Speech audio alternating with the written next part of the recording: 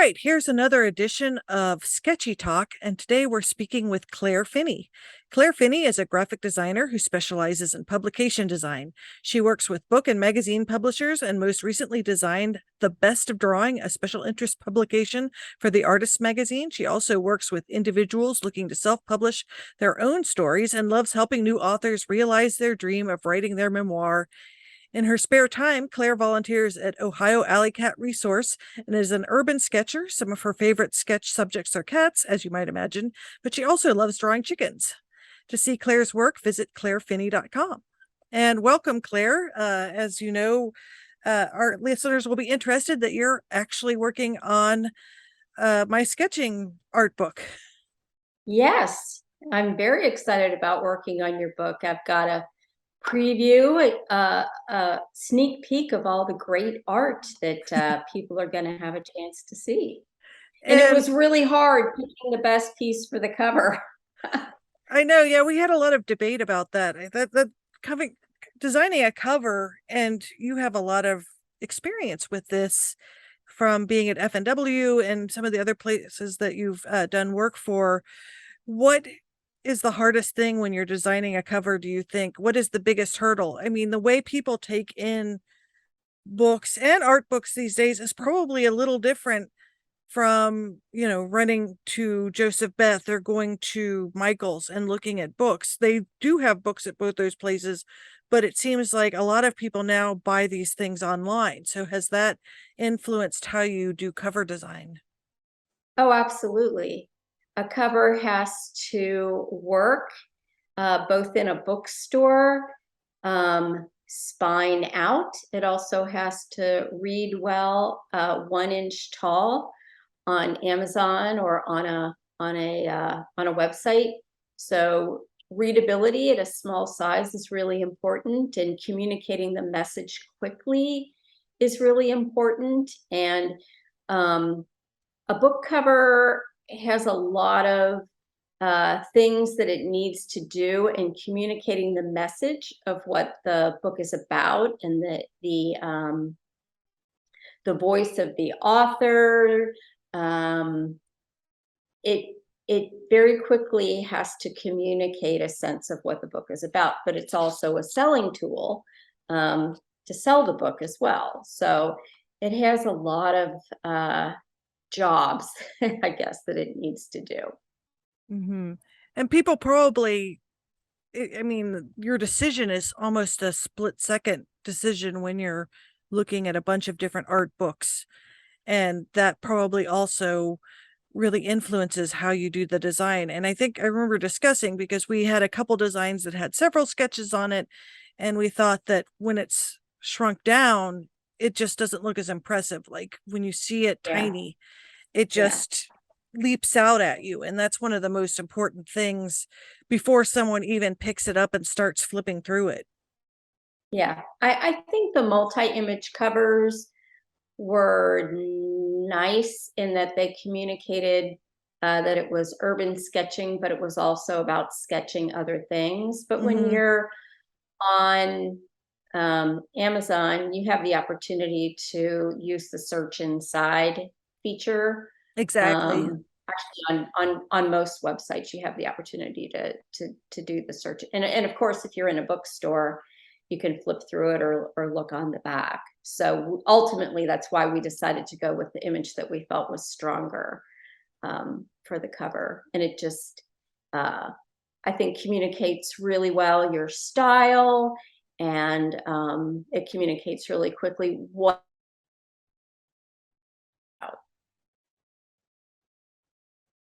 Could you repeat the last sentence? It kind of cut out.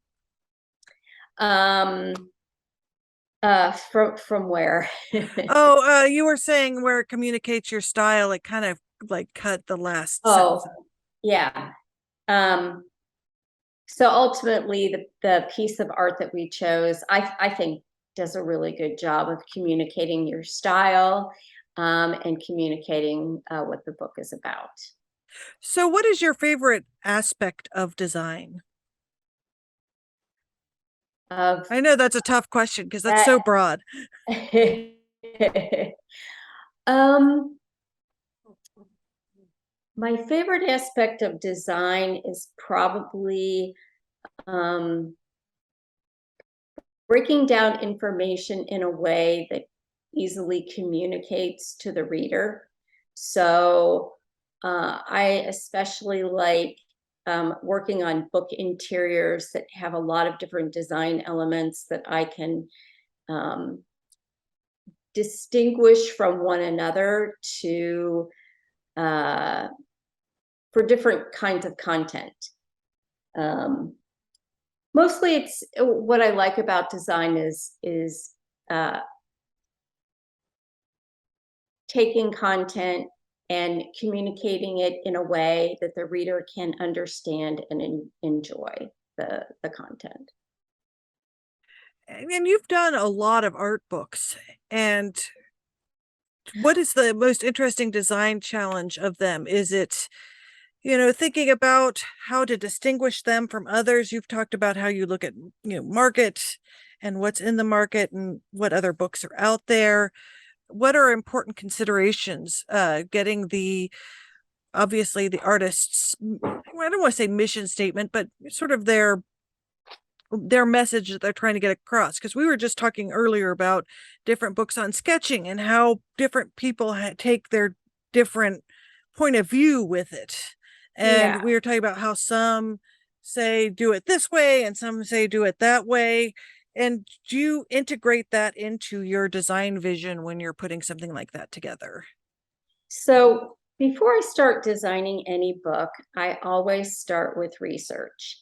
And my research really started when I was working at F&W. We had, I guess you would call them design briefs, but they included things like what is the book's unique selling point? What are some of the key selling points of the book? What are some of the features of the book? What is the author's voice? What are some of the competitive titles? What are some of the similar titles in our own book line? And really, what we were trying to get to is what makes the book unique and different, and why should anybody buy it, really? Why, if you were doing your elevator pitch, why should you do this book?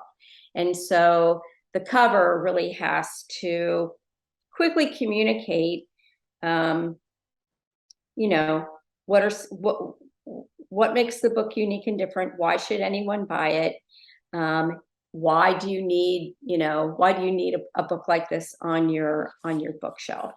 So we would research either in a bookstore or online, what some of the competitive titles were, and sometimes there was a hole in the category. There was no book currently out there like it at all, and sometimes it was a crowded category that we really struggled to make a book stand out. But being aware of the competition was always really important, and the why buys, we called them, or the key selling points, were something that we always kept in mind, and really who the target audience for the book was. So we're always designing for somebody different, whether it's, skill level, age category, medium. We were always trying to get to who our target audience was. And we would have discussions. When I was at F&W, we would have discussions about the title. We'd have discussions about what the design direction of the cover would be, so that our salespeople could go out and sell the book with a cover early in the process and get buy-in from the bookstore buyer. And I know talking to you about these things has been really helpful in developing, um, sketching here and everywhere.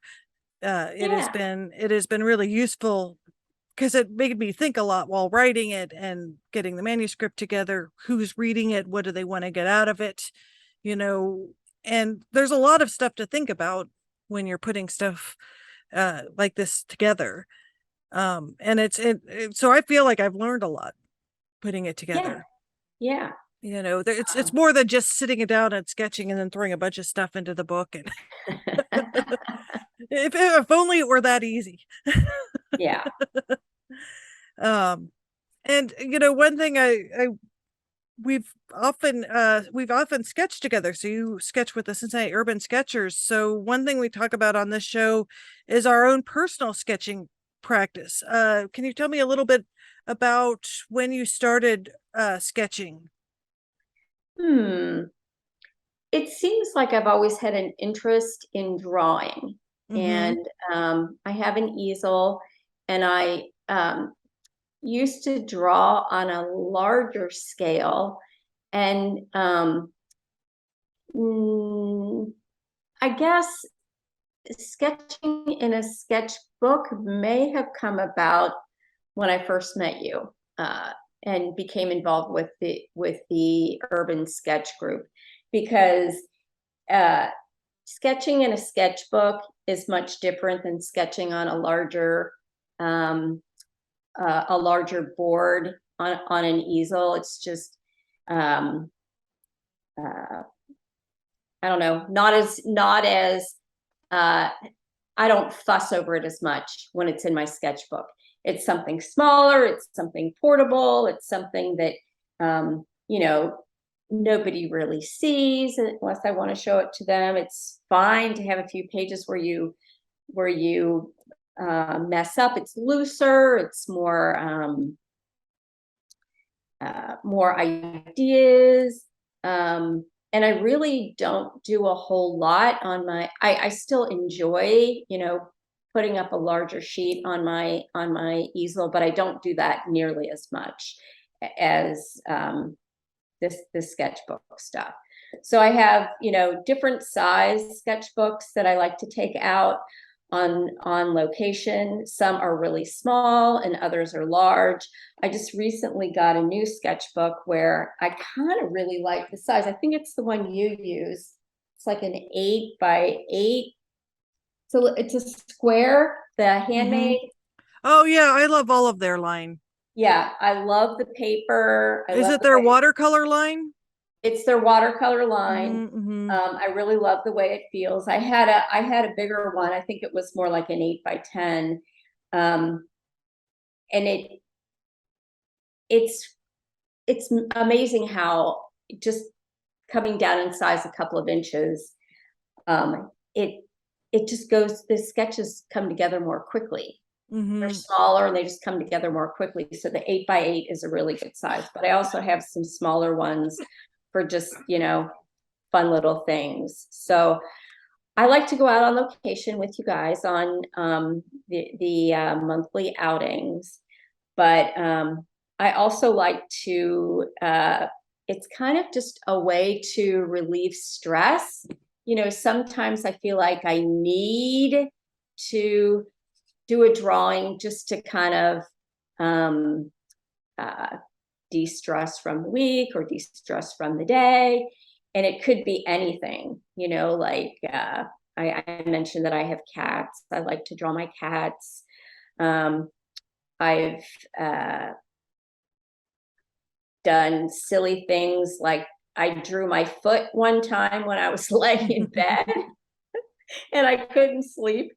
Um, I I love to take my sketchbooks on location. I also like to draw barnyard animals. There was an urban sketcher. I think her first name is Roz. Christina, you may know her. Roz. I'll have to find. She. I found a post that she had made. I think it might have been on an urban sketch. Might have been on an Instagram. She would take a group out to a state fair, and they would go to the barn animal, the barns where they kept the animals, and they would draw lambs and chickens and whatever. And it was during the pandemic, and nobody could get together for this sketch outing. So she posted a bunch of pictures of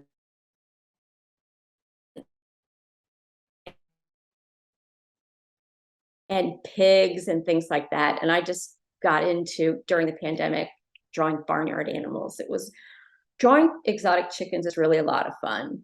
And my sister has chickens in her backyard. She raises chickens for their eggs, and she's got a picturesque chicken coop, and she lets the chickens run around the backyard. Oh, So sometimes I'll go over to her house and I'll take pictures of her chickens, and I'll draw her chickens. I oh. mean, she doesn't have exotic birds or anything, but I I think chickens are hilarious, and I love drawing them. There's a lot of interesting breeds too. The ones that like have all the poofy feathers around their heads, and there's a lot of Yeah. different colors. I did and actually the book's just been re-released. I did a sticker book called The Barnyard, and it was for, what is the publisher's name?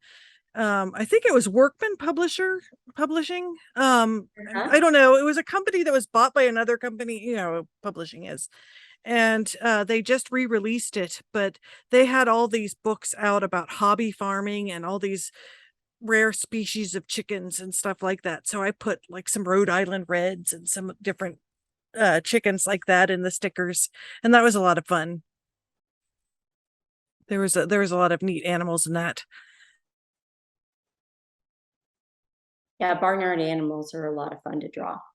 Yeah, yeah, and it seems like a lot. Well, it seems like I've known a lot of people that have decided to raise chickens, and then after a while, I mean, what happens after they stop laying is then you have pet chickens, and obviously they're like having a pet cat or pet dog.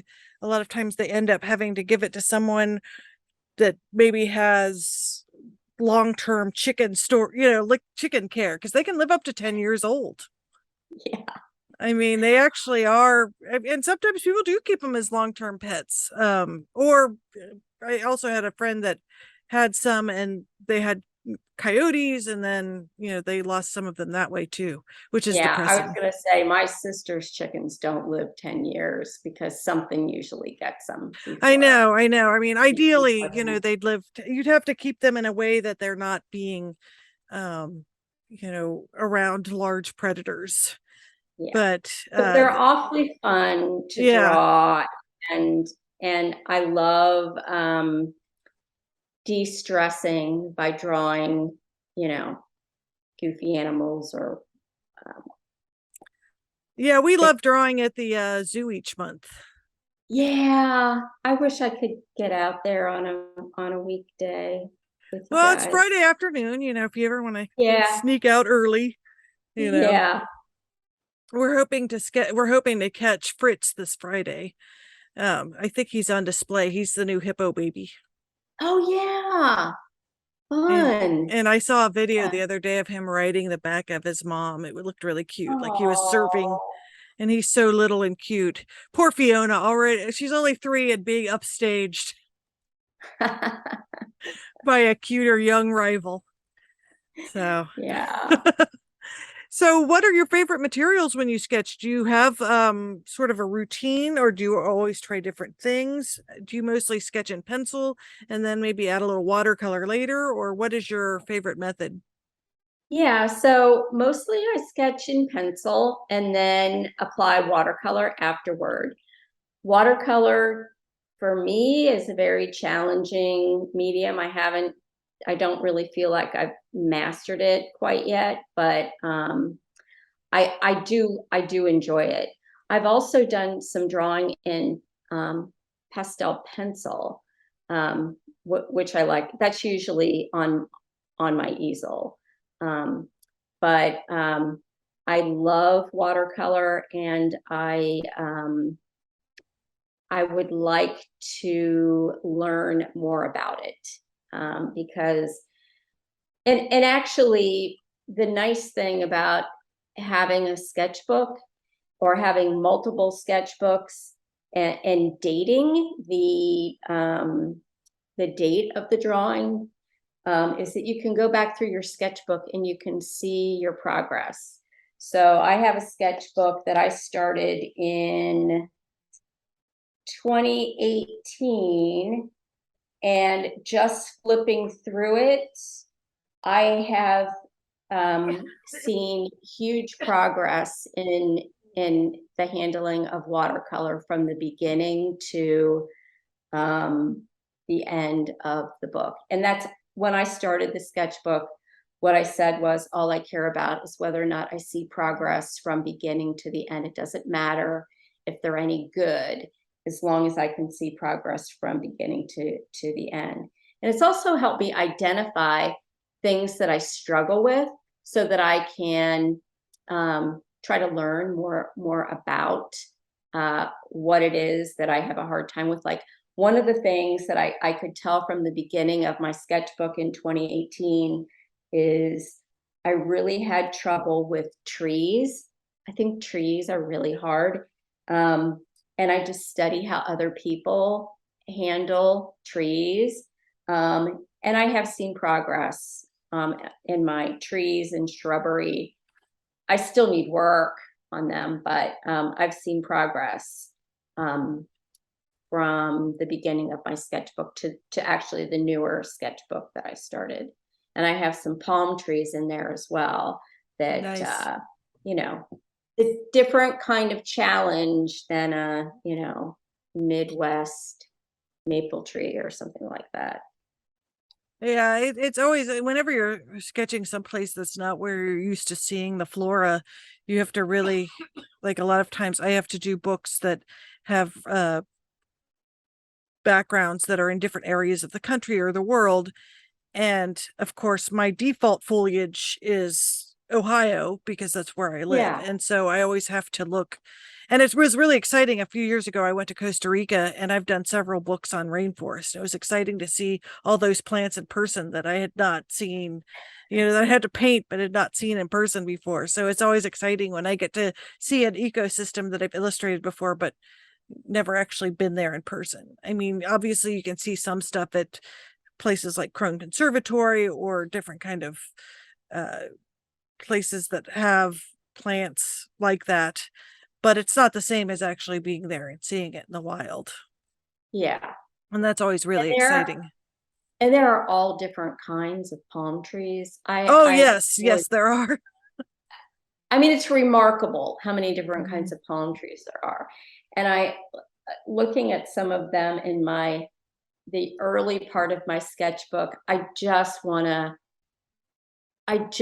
rip the pages out because I painted them like pom poms. They're just ridiculous looking. And then when you really study the palm tree, I have a palm tree from about a year ago, and it's so much better Mhm. than some of the early palm trees that I painted. So That's always yeah, the exciting thing about sketching is just developing and getting. I mean, I think everybody who sketches, I mean, I'm always trying new things and investigating how to draw things and trying new materials. And the sketchbook is a great place to try new techniques and not worry about, am I going to do it right or wrong? This isn't going to be for publication. And it's a yeah, really a nice way to develop how you want to draw things. And yeah, I mean, that's something that's probably not even talked about as much because a lot of time people when they discuss their practice, may talk about location and that sort of thing, but not so much. I try different techniques and see what works better and what depicts what I'm trying to do better.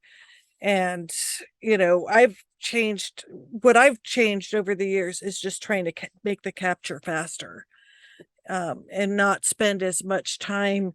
I mean, yeah, obviously, illustrations that I work on take some of them a very long time. And so when doing sketches, keeping in mind these aren't illustrations, they can be as unfinished as you want. And I think that that's a good development and carrying your sketch. And it sounds like, you've kind of been enjoying your practice that way too. I mean, one of the most important things when you're first starting sketching is just following the sketch all the way through. I think where people get caught up is like somewhere in the middle. It's like it's not turning out the way you'd hoped. Do you abandon it or finish it? yeah, And I've always found that if you just finish it, even if it's not exactly what you intended when you first started, that's not necessarily a bad thing. yeah. I think there's always something to be learned Hmm. from going ahead and finishing it. Yes, definitely. And it has its own charm too. Uh, I mean, it's kind of how you have interpreted it, and it sometimes its inaccuracies make it better than you'd imagined, if that Yeah, makes sense. yeah. Like you're I not necessarily making a recently photo. I recently started a sketch from a photo of my brother, and it was just a head portrait, and it was not it was not coming together. And I I was trying to figure out what it was that I was doing wrong. And what I decided to do was turn the photo upside down and just draw what I saw and not what I think I saw. And the second drawing of drawing it upside down was so much better because I was looking at shapes and relationships and how things lined up, and not so much trying to create. I mean, the difference was, uh, it was remarkable. So, yeah, there is something to be said for doing things, continuing to do something even though it isn't working, but then, you know, Hmm. then trying to figure out a way to do it better. I've done that exercise Mhm. before with my students, and it is a way to get around because and it's true, like with urban sketching too, a lot of times you sketch, and I think this is actually a quote from the book, you sketch what you think you see rather than what you really see. And Right. that's where you start getting really off kilter. And that being said, I always want to say with sketching, if it gets all off kilter, is that necessarily a bad thing? I mean, I think there's a lot of times people want things to look super accurate, but I think some Yeah. of the most fun in a sketch is when it kind of goes off the rails a little bit. I Yeah. mean, obviously you're not trying to do something that's a picture perfect representation where everything is totally 100% accurate. Sometimes one of the interesting things is how your brain sees that sketch and sees that, like, what is it? Like sometimes you make some aspects of something bigger than others, and it's interesting how your brain is processing that, which is a Hmm. little different than a photo. It's if you especially like where you're talking about faces, the way your brain sees faces and remembers them. And actually, it also remembers things that are face like cars, for example. Like it remembers them as faces too, is in caricature. So your brain almost exaggerates the features in the way it views them. And so Hmm. that's often why when you're drawing something, it doesn't look as accurate. And also, when you trace a photograph over sketching it, a lot of times that's why it doesn't look as much like the person as a caricature does, because a caricature Huh. is exaggerating features in the way that your brain naturally does. Yeah. There's some interesting So, documentaries on facial recognition, and they talk about that.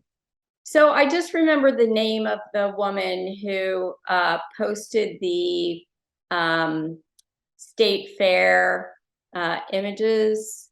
Roz Stendahl, Hmm. Stendahl, and she's got some great chickens and Oh, cool. I'll check out her Instagram. I can also other put it in the list. other. She also does a lot of portraits, but her style is nice and loose, and um, yeah, she's an inspiration. I think she's maybe written some books. Excellent. She's an I will put the link inspiration. in the when I post this interview. So we're coming on our 30 to 40-minute mark. So let's just wrap it Yeah. up. Is there anything else you'd like to say in conclusion? Well, I'm excited to work on your book. We've got the cover down, and the interior is coming along. I'm excited to design that, and yeah, we've been talking about different ways of getting it printed, and I'm just excited to see it coming together I for am you. too. I can't wait. Yeah. And if you want to see more of Claire's work, she's done a lot of really wonderful art books. You can go to her site, which is clarefinney.com, which will have a link in the Patreon so you can look at it. And thanks so much for joining us. Thanks